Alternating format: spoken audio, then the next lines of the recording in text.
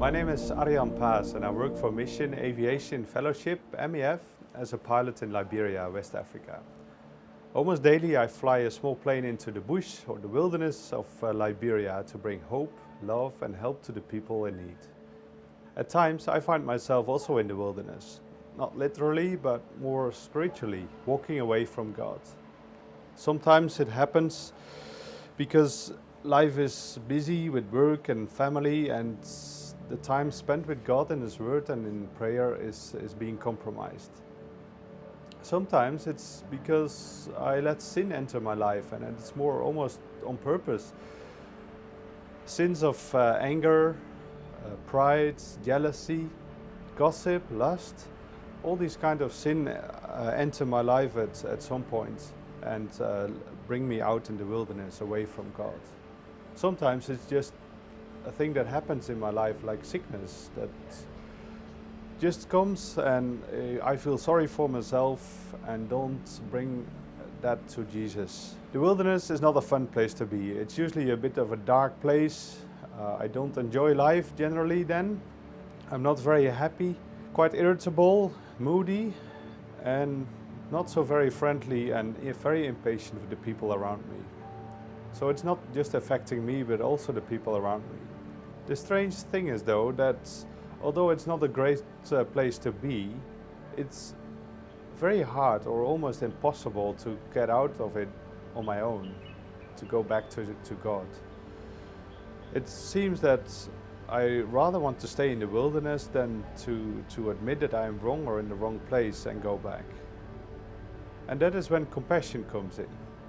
I need someone to pull me out of there and bring me back to life. Someone who has compassion for me. And who else can help me better than Jesus?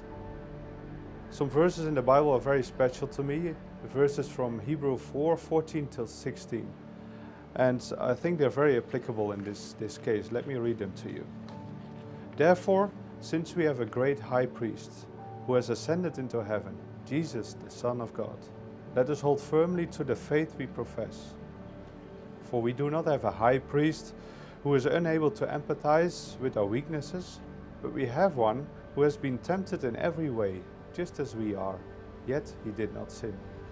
Let us then approach God's throne of grace with confidence, so that we may receive mercy and find grace to help us in our time of need. Jesus can have compassion for us. Jesus has compassion for us because He knows exactly what we're going through. He knows that I am suffering in the wilderness when I'm there, and although I'm not always admitting that I'm suffering, He knows and He wants to bring me back. And He can use so many different ways to do that. Sometimes it's a Bible verse that pops up on my phone from my Bible app. Sometimes it's a friend that He sends along, or my wife that says the right thing at the right time. Sometimes it's a sermon that I hear, or a worship song. He can use anything and anyone. And although He might seem quite far away when you're in the wilderness, I know looking back that He is always right around the corner, waiting there, ready to pull me back, ready to forgive me when I admit that I'm wrong. Here in Liberia, many people are also living in the wilderness. Literally, of course, but also too often in a spiritual way. They lack a good understanding of the gospel. They lack pastors. They lack even a translation of the Bible in their own language. They lack quite a lot. Things that we take for granted so often. Jesus has also compassion for those people. And He shows that by sending missionaries, evangelists, Bible translators, or health workers.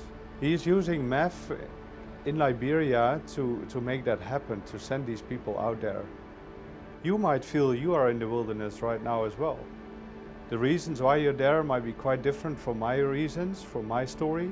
But isn't it great to know that there is someone out there who has compassion for you, who can have compassion for you because He knows exactly what you're going through.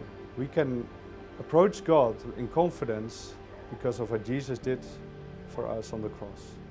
And when we have experienced God or Jesus' compassion for us, let us then love our neighbors with the same compassion, supporting those in need, whether it be close to home or a bit further away like MEF is doing in Liberia.